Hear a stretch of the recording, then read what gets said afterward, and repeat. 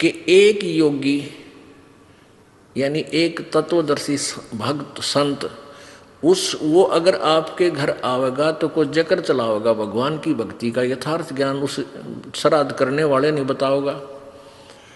श्राद्ध का अर्थ होता है श्रद्धा से किया गया धार्मिक अनुष्ठान।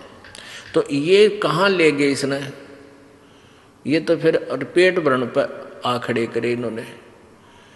ये वो श्राद्ध वो जैसे दूसरा बना दिया इन्होंने।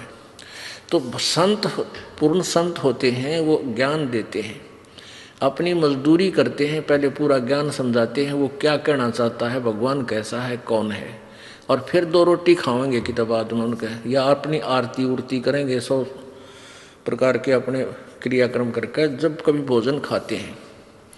तो वो हो सकता है उस प्यारी आत्मा का समझ में आ जाए भाई भक्ति ये करनी चाहिए, ये श्राद्ध नहीं करने चाहिए इस तरह।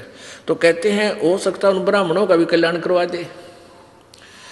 एक समय एक रानी थी, भक्त संत रविदास जी की शिष्या होगी वो। अब जब तक वो संत रविदास जी कबीर परमात्मा के सर में नहीं आया था, यानी रहते थे साथ ही साथ वो, लेकिन परमात्मा ने भी उनको शरण में लिया नहीं था, क्योंकि रामानंद जी से उनको दीक्षा दिलाई थी। एक ब्राह्मण था और वो रविदास जी के पास गया और कहने लगा, रविदास जी चल गंगा में नहा के आते हैं।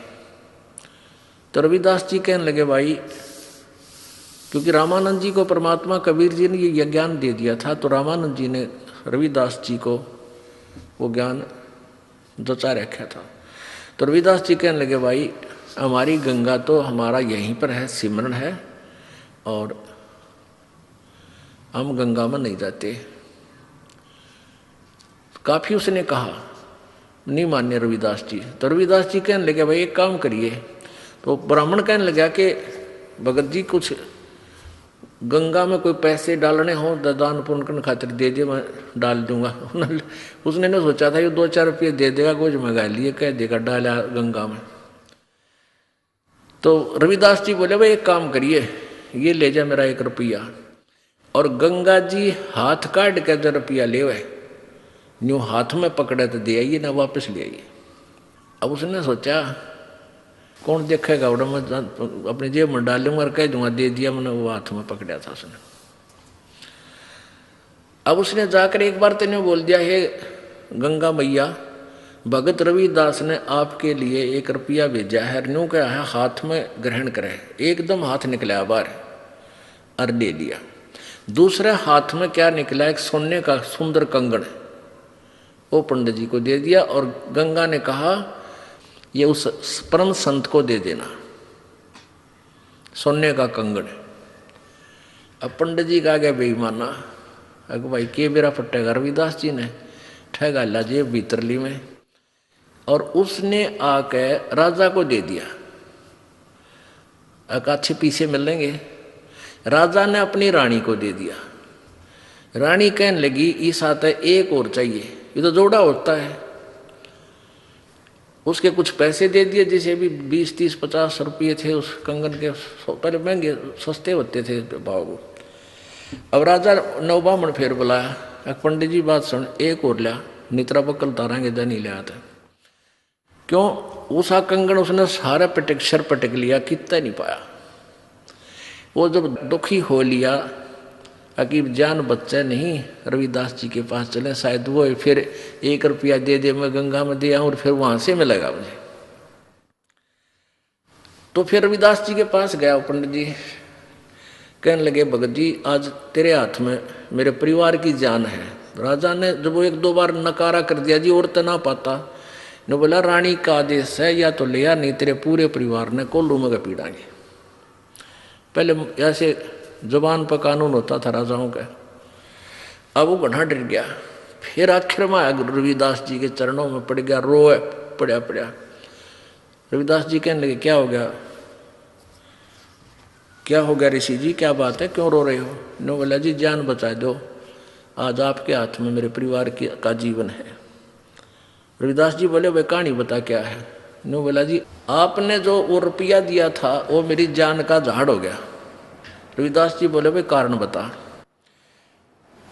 मेरा रुपये का कह रहा है, पहले तू ये बता वो रुपया मैया ने लिया कि नहीं तेरी ने बोला जी मैया ने लिया, एक हाथ से रुपया पकड़ लिया, दूसरे हाथ से कंगन दे दिया सोने का। मेरे को आ गया लालच, मैंने दे दिया राजा को, उसने मेरे 150 रुपये दे दिए उसके, यानी उसमें 100 रुपये तो आजकल लाख रुपये के बराबर थे। अब उसने रानी को दे दिया, रानी ने जिद कर दी कि एक और चाहिए तो जोड़ा होया करे। अब वो दूसरा मैं सारा सर पटक लिया, मुझे मिल नहीं रहा, राजा का आदेश से जो दूसरा नहीं लेकर आता है मेरे पूरे परिवार को खत्म करेगा। न बोला 1 रुपया और दे दे, मैं गंगा मैया ने दे कर ले आऊँगा। न बोला इससे वो जहाँ वो जूते बना रहा था ना रविदास जी, वहाँ एक कुंडा होता था पानी का, एक कुंडा सा पानी का होता था, जैसे डोंगा टाइप मिट्टी का जमीन में गाड़ दिया करते, उसमें से डोरी गिल्ली रखते थे वह, और जूते गांठ बनाते थे ना उसमें गिल्ली बोरी, और उसमें वो चाम भी भे कर रखते थे, चमड़े को भिगो कर रखते थे। पहले जो ये चमार जो जूते बनाते थे, ये जीव हिंसा का किया हुआ चाम नहीं लेते थे। कोई स्वाभाविक कोई पशु मर जाता था, उसी का चाम उतार के, यानी वो पाप के भागी नहीं होते थे, तो उसमें चाम भी भिगोया करता था चमड़ा कुंड में। तो रविदास जी बोले इस कुंड में हाथ दे कर काढ़ ले जितने कंगन चाहिए।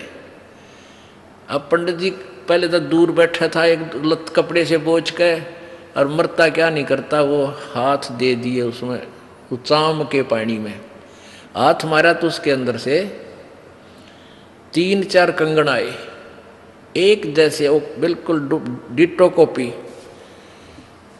अब रविदास जी बोला बाकी यहीं डाल दिया ना, और सामत आ जाएगी तेरी, एक ले जा अपना। अब उसने तो कलजा पाटन हो रहा था, वो तो लेकर चला गया। अब वो रानी ने पूछा भाई तू लाया कितने पल दनाटे था, सच्ची बता, उन्होंने सारी कहानी बता दी। तो वो रानी इतनी प्रभावित हुई ऋषि जी तय उससे, रविदास जी से, उन्होंने रानी ने उसको गुरु बना लिया रविदास जी को।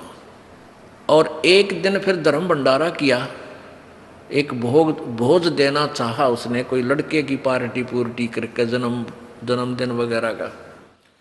उसमें 700 तो ब्राह्मण आ रहे, ब्राह्मण पंडित जी, और उधर से गुरु जी को भी आमंत्रित करना जरूरी था कि गुरु के बिना कोई अनुष्ठान नहीं करना चाहिए। रविदास जी को बुला रखा। रविदास जी को रानी ने आदर सत्कार से अलग से एक सुंदर आसन बिछा कर उसके ऊपर विराजमान कर रखे। उधर से ब्राह्मणों को न्योता दे दिया, सामने ब्राह्मण 700 ब्राह्मण आके और पंक्ति बना के भोजन के लिए पोजीशन पकड़ गए, और उधर से भोजन परोस दिया, सामने भोजन परोस दिया। जब तक भोजन नहीं आता ना, इतना नीत रहा कर केला होंगे, जलेबी आओगी, लड्डू आओगी, वो ध्यान नहीं रहता कौन कित बैठा है। जब पूरी थाली भर ली, जब देखा उन्हें इधर उधर करके, उन्हें देखा रहा यू चमार बैठा है यहाँ पर, सारे खड़े हो ले, न बोले रानी तने हमारी बेइज्जती कर दी है, हम भोजन नहीं करेंगे। अब ये चमार यहाँ बैठा रखा है, तने तो हमारा दीन भ्रष्ट कर दिया, हम ब्राह्मण हैं। अब रानी कहने लगी ब्राह्मणों रोटी खानी है तो खा लो ना, मेरे गुरुजी तो यहीं बैठेंगे, ये नहीं उठेंगे यहाँ से।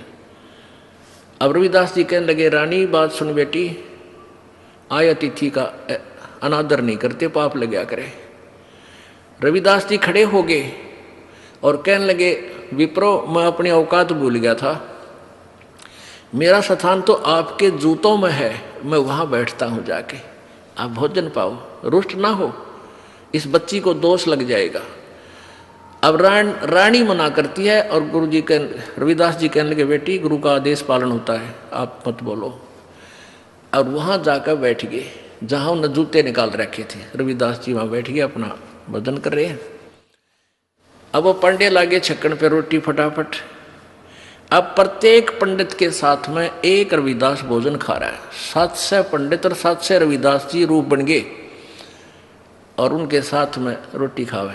वो सामने वाला पंडित कहता है, अरे तेरे साथ ये चमार रोटी खा रहा है। रविदास कहता तेरे साथ भी तो खा रहा है। वो कहता तेरे साथ भी तो खा रहा है। अब सारे कूद कूद पड़े। रविदास जी कहते हैं, ए ब्राह्मणों, मेरी और इंसल्ट मत करो, मैं तो देखो यहाँ बैठा हूँ, मुझे बदनाम मत करो। वहाँ देखा सचमुच वहाँ भी बैठा, 700 रूप में उनके साथ खड़े। तब रविदास जी खड़े हुए ने बोले, पेट भरो, तुमने ना तो भगवान का बेरा, तुम तो पेट पेट भरने की का ठेका ले रहे हो। कहने लगे तुम इस जनेऊ से मोटे मोटे टांग रखे नो। तो परमात्मा रविदास जी बोले, जनेवा तो मुक्ति ना हो भाई, भक्ति से मोक्ष होगा। और तुम जनेवा चाहते हो, कहते अपना एक हथियार गेल ले रहे थे चाम छोलन का, इतनी लंबी खुरपी सी वैग रहे। वो कहते हैं यूँ, वो तो एक लीला थी, कौन सी खाल पाड़े थे, एकदम यूँ करके दिखा दिया। ने बोले देखो मेरे अंदर सोने का जनेऊ है भाई, तुम तो इस सूत का बोझ मरो। तब कहते हैं 2 घंटे तक प्रवचन किए उस परम संत ने। वो 700 के 700 पंडितों ने वो जनेऊ काट कर फेंक दिए, रविदास जी के चरणों में शीश समर्पण कर दिया, नाम ले लिया। गरीबदास जी ने लिखा है 1.25 मन सूत होया था उनके गलाम्या का, 1.25 मन सूत, और उनने उन 700 पंडितों का उद्धार कर दिया। तो यहाँ क्या बता रहे हैं, वही बता रही है ये विष्णु पुराण, कि यदि एक सत साधक के सामने 1000 ये पेट भर श्राद्ध खानिए भी बैठे हों, उनका भी उद्धार और श्राद्ध यजमान का भी यानी भगत का भी उद्धार वो एक ही योगी कर देता है।